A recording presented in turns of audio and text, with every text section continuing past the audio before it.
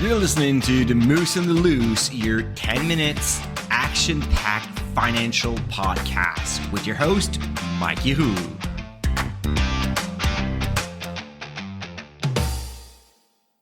Hey, what's up, my great Moose? Mike from The Moose on the Loose. Happy Tuesday. Sorry, guys. Yesterday, I decided to take the day off to celebrate Victoria's Days, Patriots Days in Quebec, La Fête de Dollars. I don't know, like so many names for this day off. But anyway, it felt good. So I hope that you have enjoyed your long weekend.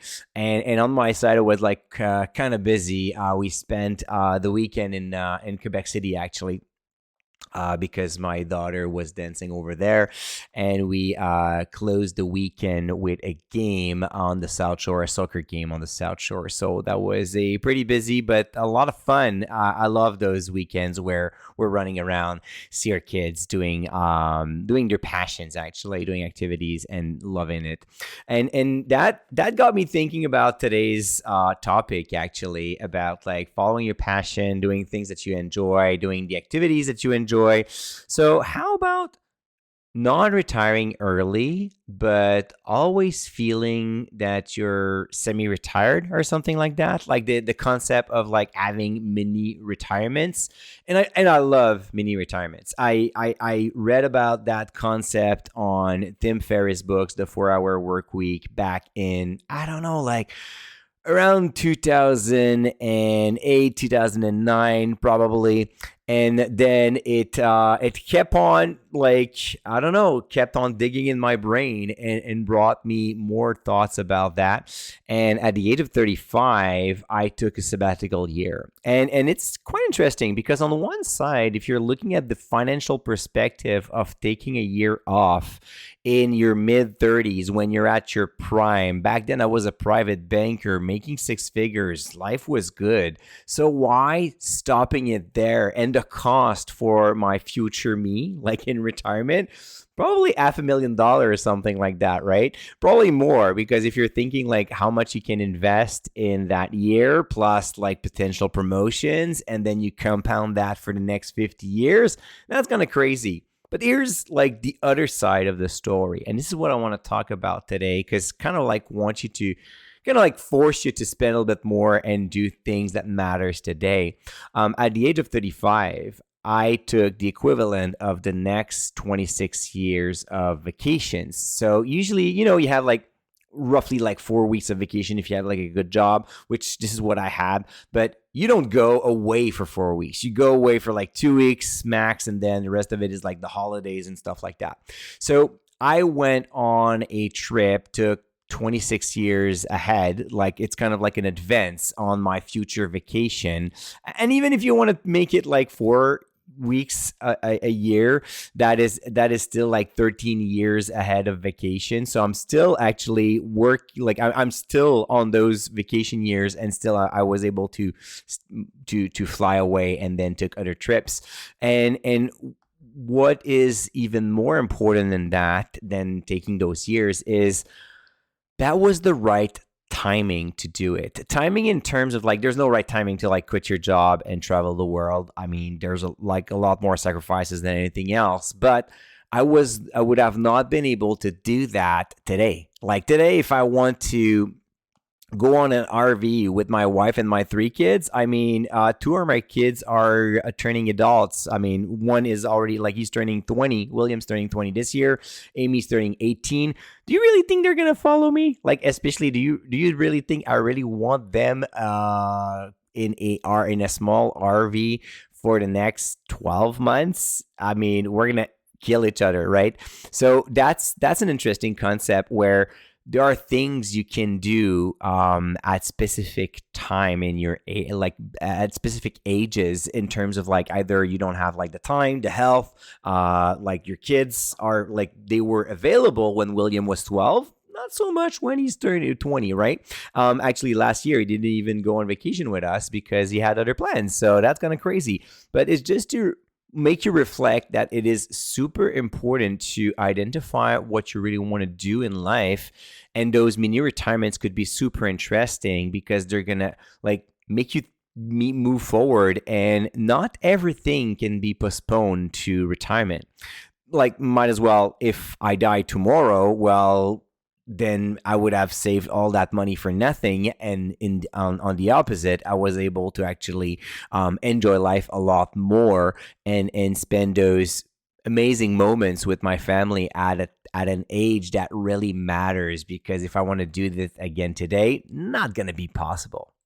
It's kind of ironic because I read not too long ago that concept about like having time buckets instead of like a bucket list, and I found it quite interesting because I've been doing this for a while, and those mini retirement are part of that. Since 2017, when I came back from my sabbatical, I decided to work online, just work on dividend stocks rock, now retirement loop on top of that. And the truth is, it's actually more hours. It's actually more work than my previous job as a private banker, but it gives me a lot more flexibility. So while when I'm working, I'm probably working harder and longer hours, but first I really like it, and most of it I see that as a hobby. And then right now, as I'm recording this, I'm all alone in my home anyway with my two dogs. So on one way or another, even if I would like to retire, nobody's around right now to enjoy it with me anyway. So I might as well do something that I like, right? But even more important, that gives me time flexibility. So I can leave more often and spend more time with my wife, more time with my kids, travel a little bit more, and again, using that time bucket instead of using a bucket list, which makes it so much more interesting. So right now, if you're not retired yet, my thought for you today would be, how about you start thinking about those mini retirement right away, even if it means that you're going to postpone your real retirement date for 1 or 2 years in the future. It's not going to matter that much. I mean, especially if you die earlier, or if you don't have the health or the time, or any other thing, if it's not the right timing to do something that you would like to do right now or in the next 3 years, instead of like delaying it for the next 15 years and retire at this point, maybe the thing that you want to do will not be possible anymore. I mean, right now, I don't mind backpacking, going through like countries, and doing a little bit more like local stuff. Maybe eventually I'm gonna grow tired of this, or I mean, because it's very demanding, and sometimes you don't sleep because you're taking like a 12 hours drive in a bus, and then you hop on on another activity or anything. So maybe I will not want this later in my life, but I will be super happy to have lived it through it all the time. Now, if you are retired now, what I would suggest you to do is to review your projections and push them a little bit further. I mean, the first years of your retirement is where you have the like you're the healthiest, you have like the time, the health, you have people around you, everything is there. So why don't you just benefit from it instead of like waiting until you're 85 and say, hey, I still have like $2 million in my bank account? I mean, they're not going to serve you that much, right? So you might want to push your projection one more notch. And speaking of this, and will be the topic of the rest of the week, because we have like a huge webinar about that, about retiring, about like pushing the envelope a little bit further, and making sure that you're still okay, but maybe you're allowed to enjoy retirement a little bit more. Maybe you're allowed to change your mindset, to start withdrawing money from your portfolio and do things that you dreamed of. And I do have a webinar telling you about how you can make sure that you're still okay, you pay less fees, you pay less taxes, and you spend more at retirement. That is going to happen this Thursday, so on the 22nd of this week. You can register for free at retirementloop.ca/webinar. So retirementloop, that's LOOP.ca/webinar. We already have more than 1,200 people that registered. So that's going to be a huge webinar. You'll be able to ask your questions. We're going to show you how you can play around with the projection spreadsheet and make the right decisions. Make sure that you're okay.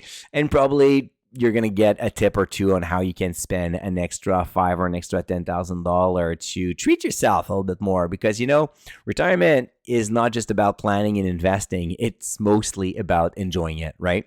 All right. So tomorrow I'm going to let you know a little bit more about this webinar on the Moose. And until then, don't forget to stay invested. Hey, welcome to the disclaimer. If you're listening to The Moose and the Loose, you cannot really expect me to give you buy or sell recommendation or financial advice, right?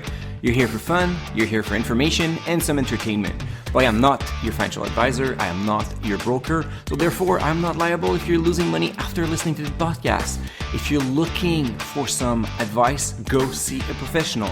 If not, you can enjoy the show and do your due diligence after it.